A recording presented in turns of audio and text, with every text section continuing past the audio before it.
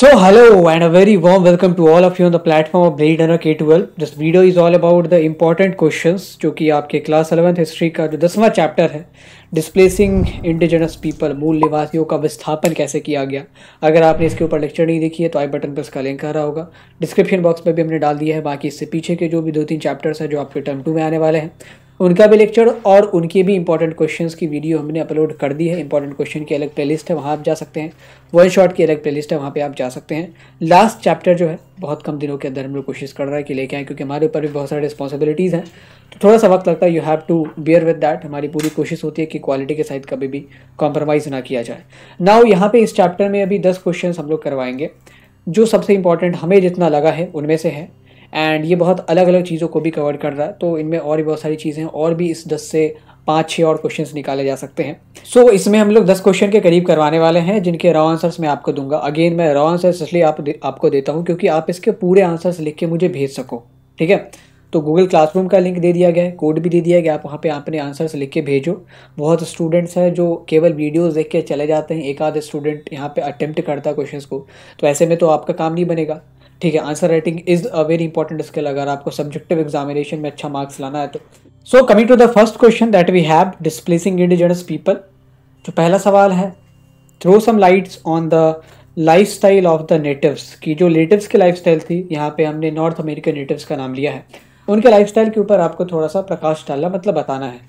तो एक छोटा सा इंट्रो डाल देंगे कि जो नेटिव्स थे नॉर्थ अमेरिका के 30,000 साल पहले एशिया से आते हैं, बेरिंग स्ट्रेट के थ्रू। बेरिंग सी जो है रसिया और अलास्का के बीच का जो समंदर है उसको कहते हैं, और 10,000 साल पहले के आसपास वो वहाँ पे बसना शुरू हुआ जब ये आइस ख़त्म होता है एंड चीज़ स्टेबलाइज होती है। कुछ अगर इंपॉर्टेंट फीचर है जो कि 3 मार्क्स का ही है, तो हम लोग इसमें ज़्यादा पॉइंट्स लिखेंगे नहीं। इन 4-5 पॉइंट्स में से आप कोई भी लिख सकते हो कि वो विलेजेस में रहा करते थे जो नदियों के किनारे लोकेटेड थे, ठीक है। वो फिश, मीट, वेजिटेबल्स और मेज़ खाया करते थे। मीट में आप बता सकते हो कि एक जंगली भैंसा होता था बेसॉन, उसकी मीट वो खाया करते थे। देन कंट्रोल जो था वो इंडिविजुअलिस्टिक नहीं था, लैंड जो था वो इंडिविजुअली ओन नहीं किया जाता था, कलेक्टिवली सबका अधिकार होता था भूमि पे। गुड्स जो है वो बिकते नहीं थे, गिफ्ट किए जाते थे। अगर हमें किसी चीज़ की ज़रूरत है तो मैं किसी को गिफ्ट करूँगा, तो फिर बदले में जो चीज़ को ज़रूरत है मैं उसको गिफ्ट करूँगा, जो मुझे ज़रूरत है वो मुझे गिफ्ट करेगा।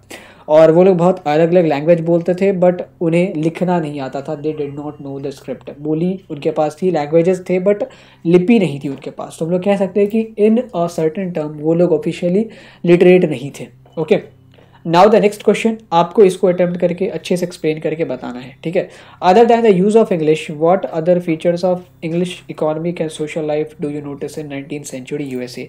19वीं शताब्दी का जो यूएसए था उसमें आप कौन से ऐसे फीचर देखते हो जो आपको लगता है कि ये ब्रिटेन से अडॉप्टेड है, ब्रिटेन से इन्फ्लुएंस्ड है, अपार्ट फ्रॉम स्पीकिंग इंग्लिश, उसके अलावा जो भी फीचर्स हैं। तो एक छोटा सा इंट्रो डाल देंगे कि ये जो यूरोपियंस हैं उनका बहुत गहरा प्रभाव है अमेरिका पे, क्योंकि उन्होंने बहुत दिनों तक राज किया था। एंड जो इंपॉर्टेंट आस्पेक्ट हैं सोशल और इकोनॉमिक आस्पेक्ट, जो कि 18वीं शताब्दी के यूनाइटेड स्टेट्स ऑफ अमेरिका में हमें देखने को मिलता है, जो कि ब्रिटेन से इन्फ्लुएंस्ड हैं, ब्रिटेन से प्रभावित हैं। उनमें पहला आता है औद्योगिकरण। 1840 के आसपास औद्योगिकरण होना शुरू होगा। फिर कॉलोनियल एक्सपेंशन भी यूएसए करना शुरू करेगा, फिलीपींस को अपनी कॉलोनी बनाएगा। अलास्का बहुत दिनों तक जो है, हवाई बहुत दिनों तक एज ए कॉलोनी वो उसको ट्रीट करता है। साउथ अमेरिकन कंट्रीज को भी अनऑफिशियली कॉलोनी ही वो बना के रखते थे। फिर रेलवेज़ का आगमन, ये भी एक ब्रिटेन की चीज़ों से इन्फ्लुएंस्ड है। फिर स्लेवरी सिस्टम, स्लेव्स जो हैं वो इन्हीं के द्वारा लाया गया। अमेरिका में नेटिव्स ने कभी स्लेवों को रिक्रूट नहीं करा था, that was only because of कि ब्रिटिश यहाँ आते हैं एंड उन्हें लगा कि भाई काम बहुत ज़्यादा है तो अब लोगों की ज़रूरत पड़ेगी, और नेटिव्स जो हैं वो उतने सशक्त नहीं है काम करने में, तो अफ्रीका से स्लेव्स मंगाया गया स्पेशली काम करने के लिए। दैट इज़ बेसिकली, आप इसमें एक एक 2-2 लाइन लिखेंगे। इंडस्ट्रियलाइजेशन के ऊपर एक एक 2-2 लाइन लिखे, कॉलोनियल एक्सपेंशन के ऊपर एग्जाम्पल दे, फिलीपींस का, हवाई का। रेलवेज़ के ऊपर एक एक लाइन लिखे कि भाई 1870 तक आते आते यूएसए की पूरी जो रेलवे है वो डेवलप हो चुकी थी। USA throughout the continent पूरा कनेक्ट हो चुका था रेलवेज से। Okay, now coming to the next question that we have, What were the differences between mutual perspective of Europeans and natives? Europeans और नेटिव्स के म्यूचुअल पर्सपेक्टिव में क्या difference है, किस तरीके से यूरोपियंस नेटिव्स को देखते थे और नेटिव्स किस तरीके से यूरोपियंस को देखते थे, इसके बीच डिफरेंस क्या क्या था। तो कुछ डिफरेंस आप यहाँ पे मार्क कर सकते हैं कि यूरोपियंस समझते थे कि मूल निवासी जो नेटिव्स है वो असभ्य हैं, अनसिविलाइज्ड हैं, क्योंकि वो रूरल कल्चर फॉलो करते हैं, वो पढ़े लिखे नहीं हैं, उनके पास कोई ऑर्गेनाइज्ड रिलीजन नहीं है, क्योंकि ये सारा पैरामीटर होता था किसी भी कल्ट, किसी भी रीजन के लोगों को अनसिविलाइज्ड मानने का। और उन्होंने कहा कि नेटिव्स जो है वो बहुत आलसी भी हैं, नेटिव्स मरने के योग्य है क्योंकि वो अच्छे से रिसोर्सेज को ऑप्टिमाइज नहीं कर रहे हैं, वो पढ़े लिखे भी नहीं है। और नेटिव्स इसी तरीके से यूरोपियंस के बारे में क्या सोचते थे कि यूरोपियंस बहुत ग्रीडी है। आपको यहाँ पे 1-2 लाइन लिखना पड़ेगा कि यूरोपियंस ग्रीडी थे तो आखिर क्यों थे, क्योंकि वो जानवरों की हंटिंग बहुत ज़्यादा एक्सेसिवली किया करते थे, एग्रीकल्चर भी बहुत एक्सेसिवली करा करते थे, that was basically extracting the resources. और वो जो नेटिव्स थे वो इस चीज़ के भी खिलाफ थे कि जो यूरोपियंस हैं इंडिविजुअल ओनरशिप समझते हैं लैंड को, लैंड पे उनका आधिपत्य होगा, ये तो हमारे कल्चर में ऐसा था भी नहीं, तो इसको लेके भी वो अपोज करता है, क्रिटिसाइज करता है। तो इस तरीके से आपको 1-1 लाइन 2-2 लाइन लिखना पड़ेगा। Don't forget to highlight the keywords, and जो भी आपने आंसर्स लिखे हैं हमें गूगल क्लासरूम पे ज़रूर भेजें ताकि हम लोग आपको चेक करके बता सकें। क्लास 12th वालों के लिए तो हमने एक आंसर राइटिंग कोर्स ही लॉन्च किया। आप जब क्लास 12th में जाओगे मेक श्योर कि आप अवेयर रहना कि आपके लिए कब लॉन्च होगी। अभी तो ये बोर्ड स्पेशल है, टर्म 2 स्पेशल है, आपके लिए भी हम लोग लेके आएंगे ताकि आपकी जो आंसर राइटिंग की चीज़ है वो इम्प्रूव्ड हो सके। ओके, बहुत ज़्यादा ये वरीड कंसर्न रहता है बच्चों का कि सर हमारी आंसर राइटिंग नहीं सही है, प्री बोर्ड हमने दिया है तो वहाँ पे हमारे कम मार्क्स आते हैं, हमें कंटेंट पता है लेकिन लिखना नहीं आता, अगर लिख लेते हैं तो उसको उस तरीके से प्रेजेंट नहीं कर पाते कि अच्छे नंबर मिल सकें। सो इस प्रॉब्लम के ऊपर हमने आंसर राइटिंग कोर्स लॉन्च किया है। और भी बहुत सारी डेवलपमेंट जो है अभी यानी बाकी स्टे ट्यून्ड। अगर आप नए लर्नर है तो मेक श्योर कि आप चैनल को सब्सक्राइब ज़रूर ही कर लें। अब नॉर्थ अमेरिका और साउथ अमेरिका में जो नेटिव्स रह रहे थे, मूल निवासी रह रहे थे, उनके बीच क्या क्या डिफरेंसेस थे, तो वैसे तो मैंने इसे पॉइंट में समझाया है, बेहतर होगा अगर आप ऐसा ग्राफ बना के समझा दो, साउथ अमेरिका के नेटिव्स और नॉर्थ अमेरिका के नेटिव्स, ठीक है। और इसमें 3 पॉइंट्स लिख दो। सबसे पहला डिफरेंस अगर बात करें लाइफस्टाइल की, तो नॉर्थ अमेरिका के जो लोग थे वो सब्सिस्टेंस लाइफस्टाइल पे जीते थे, मतलब निर्वाह जीवन शैली, उतनी खेती करेंगे जितनी ज़रूरत है, उतना ही प्रोडक्शन करेंगे जितनी ज़रूरत है, फलों को उतना ही तोड़ेंगे जितनी ज़रूरत है। वहीं पे जो साउथ अमेरिकन नेटिव्स थे उनका एम्पिरिकल अप्रोच था, ठीक है। वो सरप्लस एग्रीकल्चर क्या करते थे, उसको बेचा करते थे अलग अलग मार्केट्स में, बाहर के कंटिनेंट में नहीं, अपने ही लोगों में, ठीक है। फिर अगर सोसाइटी की बात करें तो नॉर्थ अमेरिकन सोसाइटी जो है बहुत ग्रामीण थी। साउथ अमेरिका सोसाइटी ग्रामीण, शहरी नहीं कह सकते, तो उसे ऑर्गेनाइज्ड माने, सेंट्रलाइज्ड माने, एम्पेरिकल थी। एक शासकीय वहाँ पे समुदाय होता था, जैसे इनका अम्पायर था, हमारा एस्टेक था, एस्टेक तो सेंट्रल अमेरिका में, बट वो भी मान ले उनका भी इन्फ्लुएंस जो है साउथ अमेरिका तक था ही था। माया अम्पायर था। तो आपने 8th चैप्टर अगर पढ़ा होगा तो इस सवाल को अच्छे से आप अटेम्प्ट कर पाते हैं। लिटरेसी की बात करें तो नॉर्थ अमेरिका में तो लिटरेट नहीं थे लोग। साउथ अमेरिका में अगर बात करें माया अम्पायर की, तो लिटरेसी मतलब क्या, जब हमें पढ़ना लिखना आता है ना, दैट मीन्स लिटरेट हैं हम लोग। तो उनकी हमें कुछ पिक्चोरियल फॉर्म ऑफ राइटिंग्स देखने को मिली है, तो in that way we can say कि उनको शायद पढ़ना लिखना आता था। फिर अगर बात करें इंकाज की, तो उनकी अपनी अकाउंटिंग सिस्टम भी थी, अकाउंटिंग प्रणाली भी थी, तो वी कैन से कि दे वर लिटरेट, उनको पढ़ना लिखना आता था। तो ये 3 पैरामीटर्स बेसिस के आधार पर आप बाउंड्री मार्क करके, वो जो होता है ना ग्राफ बना के, ठीक है, उसमें आप आंसर से लिख सकते हो तो ज़्यादा बेहतर होगा। पॉइंट वाइज नहीं लिखो तो सही रहेगा। अमेरिका में बसने वाले लोगों की पृष्ठभूमि की चर्चा कीजिए कि भाई वो कहाँ से आए थे, कौन थे। तो माइग्रेट जो हुए थे, मतलब सेटल होने के लिए, जो वहाँ पे परमानेंटली सेटल होने के लिए जितने भी लोग माइग्रेट करते हैं वो सारे यूरोप से थे। पोलैंड की बात करें, जर्मनी की बात करें, फ्रांस की बात करें, ब्रिटेन की बात करें, हॉलैंड की बात करें, इन्हीं सब कंट्री से थे। बैकग्राउंड अलग अलग था। कुछ लोग आए थे अमेरिका में एम्प्लॉयमेंट की तलाश में, ठीक है, कि उन्होंने देखा था कि एम्प्लॉयमेंट बहुत ज़्यादा हो रहा है क्योंकि इंडस्ट्रियल रिवॉल्यूशन आता है अमेरिका में 1840s के बाद। कुछ लोग आए थे बिकॉज ऑफ रिलीजियस परसिक्यूशन। होता क्या है, जब प्रोटेस्टेंट और कैथोलिक्स आपस में भिड़ते हैं, जहाँ पे कैथोलिक्स की ज़्यादा आबादी है वहाँ पे प्रोटेस्टेंट के ऊपर जुल्म किए जाते हैं, जहाँ पे प्रोटेस्टेंट की ज़्यादा आबादी वहाँ पे कैथोलिक्स के ऊपर जुल्म किए जाएंगे। तो इन लोगों ने सोचा कि इस जुल्म और जाति से हट के अमेरिका में ही बस जाते हैं, यहाँ पे तो कम से कम रिलीजियस जो परसिक्यूशन है वो तो नहीं होगा हमारा। फिर उसके बाद कुछ लोग लैंड की ग्रीड में भी आए। कुछ लोग यूरोप में थे, यूरोप में लैंड लॉर्डिज्म बहुत ज़्यादा फेमस था, ज़मींदारी बहुत फेमस थी। तो लोगों ने सोचा कि ज़मीनों को कैसे ओन किया जाए। तो उन्होंने सुना कि यूरोप में बहुत सारी ज़मीनें खैरात में बिकती हैं, छोटा मोटा कुछ पैसा दे दो नेटिव्स को और वो तुम्हें अपनी ज़मीनें दे देंगे। और तुम्हारे अंदर अगर करेज है तो तुम, करेज नहीं कह सकते, तुम्हारे अंदर अगर इंसानियत नहीं है तो तुम उससे हड़प भी सकते हो ज़मीन। तो वो लैंड की ग्रीड में भी, लालच में भी कुछ लोग आए थे। तो ये उनका बैकग्राउंड था। 3 मार्क्स का है तो हम लोग 3 ही पॉइंट लिखेंगे, उससे ज़्यादा नहीं लिखेंगे, ठीक है। Now the next question, what do we mean by the reservation. Reservation से हमारा क्या मतलब है।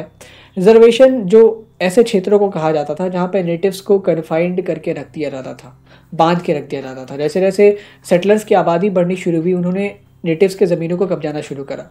और नेटिव्स जब बगावत करते थे तो उन्हें एक ज़मीन के अंदर, एक एरिया के अंदर कन्फाइन करके रख दिया जाता था। कहते थे कि अब इसके बाहर तुम नहीं जा सकते, हमारे हमसे पूछे बिना, हमारी इजाज़त के बिना तुम नहीं जा सकते।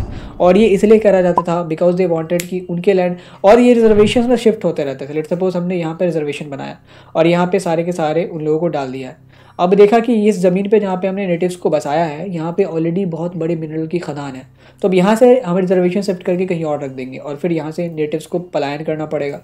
सो कुछ कुछ इम्पैक्ट थे। पहला इम्पैक्ट, अगर रिजर्वेशन में उनको डाला गया तो रिजर्वेशन जो होते थे उनके होमलैंड से बहुत दूर होते थे। जो क्षेत्र उनके लिए डिमार्केट करा जाता था वो जहाँ पे उन्होंने अपना बचपन अपनी जवानी बिताई उससे बहुत दूर होता था, तो वहाँ पे एडजस्ट करने में टाइम लगता था। सपोज करें वो फ्लोरिडा से हैं एंड उनको एरिज़ोना डेजर्ट में रिजर्वेशन दे दिया गया है, या वो जॉर्जिया से हैं एंड उन्हें कैलिफोर्निया भेज दिया गया है, तो वो ज़मीन आसमान का अंतर है। ईस्ट कोस्ट और वेस्ट कोस्ट की बात हो जा रही है। कभी कभी एक ही रिजर्वेशन के अंदर, क्योंकि उन्हें ज़्यादा से ज़्यादा ज़मीनें चाहिए थी, इस ट्राइब की भी ज़मीन हड़प लो, उस ट्राइब की भी ज़मीन हड़प लो, तो अब जब हमने 3-4 ट्राइब की ज़मीन हड़प ली है तो 3-4 ट्राइब्स को एक ही रिजर्वेशन में हम लोग एकमोडेट कर देंगे, सेटलर्स। तो अब जब एक ही रिजर्वेशन में 3-4 ट्राइब्स के लोग हैं, पहले तो वो खुले तौर पे विचरण किया करते थे, अब एक ज़मीन है कॉमन, 3-4 ट्राइब के लोग रह रहे हैं वहाँ पे, रिसोर्सेज ऑब्वियसली लिमिटेड होंगे, तो झगड़ा शुरू होता है। एंड जब झगड़ा शुरू हुआ तो क्या होता है, दोनों ने लड़ना शुरू करा and this led to conflicts between them. कभी कभी ये वायलेंट कन्फ्लिक्ट भी हो जाता था। एंड हमने कहा कि रिजर्वेशन ऑफेंस शिफ्ट हुआ करते थे, तो इससे भी बहुत एक जो मेंटल प्रेशर है वो इन पे पड़ता था। आपको इस आंसर को अच्छे से फ्रेम करके हमें बताना है, एक एक दो पॉइंट आप ज़रूर लिखें इसके ऊपर, ठीक है। ये 5 मार्क्स का है तो हमने दे दिया आपको, एक इंट्रो का रिजर्वेशन वाला और 4 पॉइंट्स आपको दे दिए, जिसमें से आप 3 भी अगर इस्तेमाल करोगे तो चलेगा।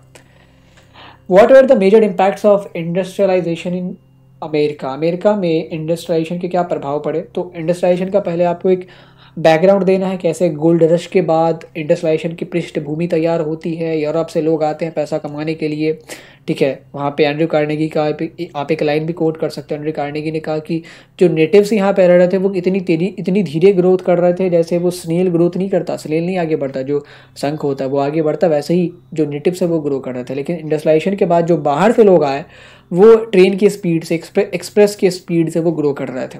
एंड कुछ कुछ इम्पैक्ट की अगर बात करें तो जब मिनरल्स मिलने शुरू हुए, सोना मिलना शुरू हुआ, तो लोगों ने रेलवे पटरियाँ बिछानी शुरू की, स्प्रेड ऑफ रेलवेज।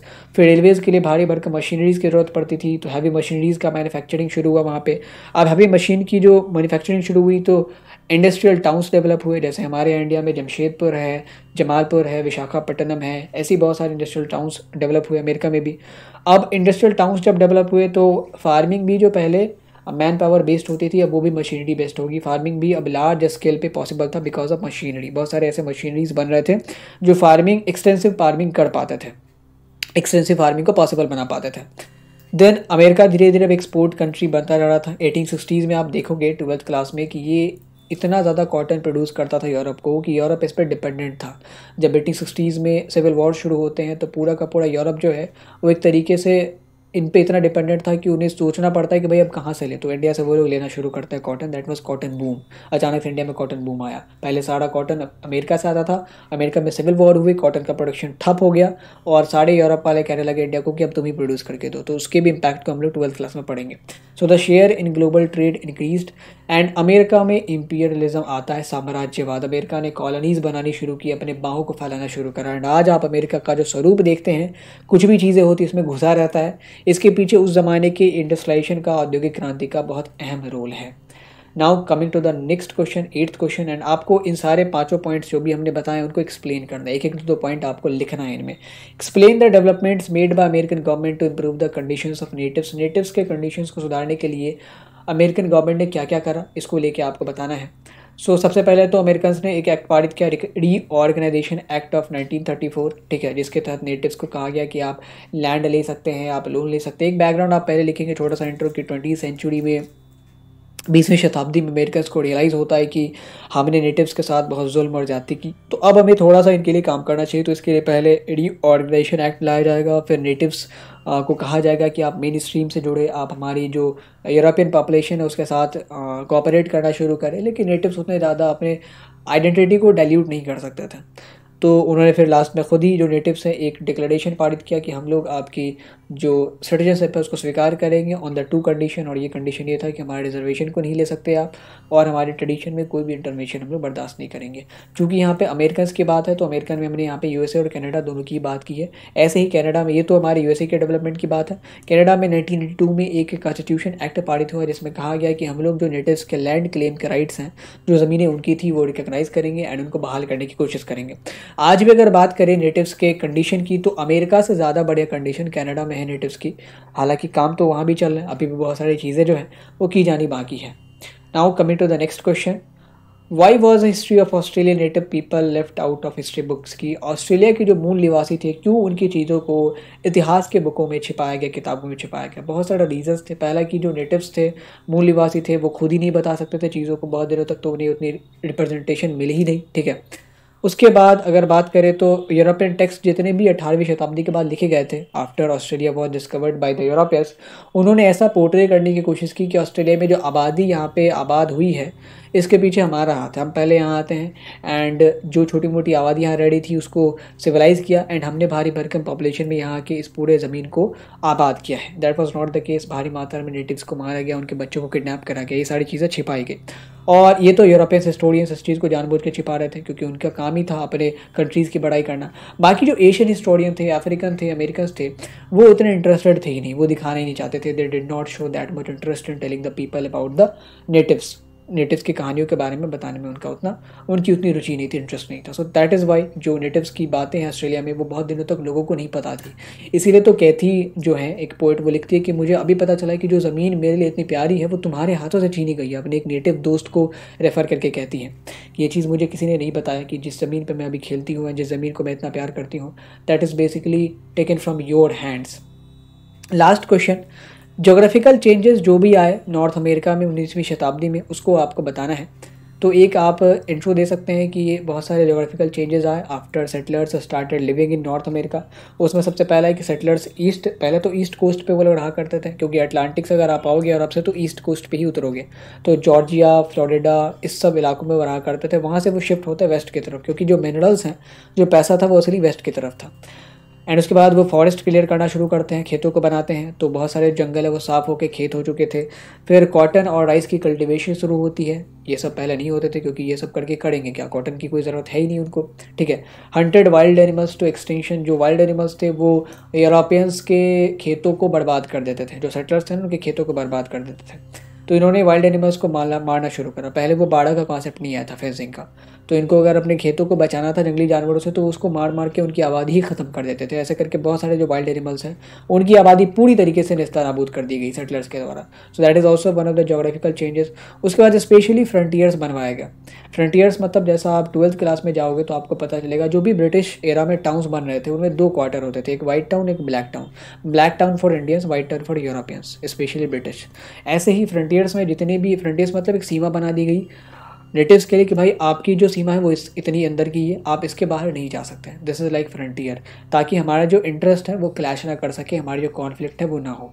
तो फ्रंटियर्स भी बहुत ज़्यादा बनाए जाते हैं। बाद में जब अमेरिका आज़ाद होता है एंड धीरे धीरे जो है कॉन्स्टिट्यूशनल राइट्स की बात शुरू होती है, तो ये जो फ्रंटियर्स हैं वो गिराए जाते हैं, क्योंकि अगर गिराए नहीं जाते तो फिर ह्यूमन राइट्स वायलेशन एंड इनकी जो इमेज है वर्ल्ड वाइड वो ख़राब हो जाती।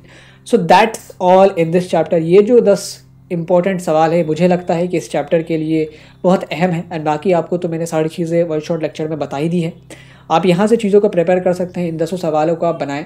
एंड हमें गूगल क्लासरूम का जो नीचे हमने लिंक दिया है, कोड भी दे दिया है, या तो लिंक से ज्वाइन हो जाए या कोड से ज्वाइन हो जाए। पहले तो आप लोग इंस्टॉल कर ले उसे, एंड वहाँ पे मुझे बताएं कि कैसे आपने आंसर्स लिखे हैं। पीडीएफ फॉर्मेट में अच्छे से स्कैन करके भेजें, ताकि मैं चेक करके आपको बता सकूं कि कैसे इंप्रूवमेंट आप कर सकते हैं। क्योंकि आप जब पूछेंगे 12th क्लास के बच्चों से जिन्होंने हमारे आंसर राइटिंग कोर्स में इनरोल करा, तो हम लोग बराबर उनको फीडबैक्स देते हैं, जहाँ पे गलती होती है तुरंत वहाँ पे लिखते हैं। कभी कभी तो वॉइस मैसेज के थ्रू भी उनसे इंटरेक्ट करते हैं। गूगल मीट्स वगैरह ऑर्गेनाइज कराने का प्लान है, बहुत सारी चीज़ें हैं। तो ये जो स्किल है वो आपकी हम लोग डेवलप करके ही मानेंगे। That is basically our pledge. तो आपको क्या करना पड़ेगा, सबसे पहले ट्राई अटेम्प्टिंग दोस्त। आपके लिए तो फ्री है, उनको तो पेड करके देना पड़ता है, आपके लिए तो हमने फ्री रखा है, क्योंकि 11th वाले का तो एग्जाम है 10 दिन 15 दिन में, तो इनमें क्या ही हम लोग पैसा बनाएंगे। तो अभी आपके लिए फ्री है, जितना ज़्यादा आप आंसर लिख के हमें भेज सकते हो भेजो, ताकि हम लोग चेक करके आपको इंप्रूवमेंट्स के लिए फीडबैक्स वगैरह दे सकें। Thank you for watching, and if you like the content then make sure कि आप इसे दूसरे लोगों तक शेयर करें। जो भी आपके क्लासमेट्स हैं, जो भी आपके ऑलरेडी पीयर्स हैं, उनको दिखाएं कि भाई ये चैनल है, ये इतने कंटेंट्स 11th के लिए उन्होंने बनाए हैं, ये भी चीज़ें दे रहे हैं, आंसर राइटिंग कोर्स भी है, एंड इन फ्यूचर CUCT को लेके भी बहुत अफोर्डेबल कोर्स हम लोग लॉन्च करने जा रहे हैं। तो tell the people about our channel, because इस मोमेंट पे जो सबसे ज़्यादा ज़रूरत हमें जिस चीज़ की है, that is a reach, and वो आएगा आपके वर्ड ऑफ माउथ द्वारा शेयर करने से। जैसे ज़बान से आप शेयर करते हो, वैसे ही हमारे वीडियोज़ के बारे में बताओ, हमारे चैनल के बारे में बताओ, एंड जिस तरीके से हमने आपकी हेल्प की है, please share this. Okay, thank you for watching, have a great day.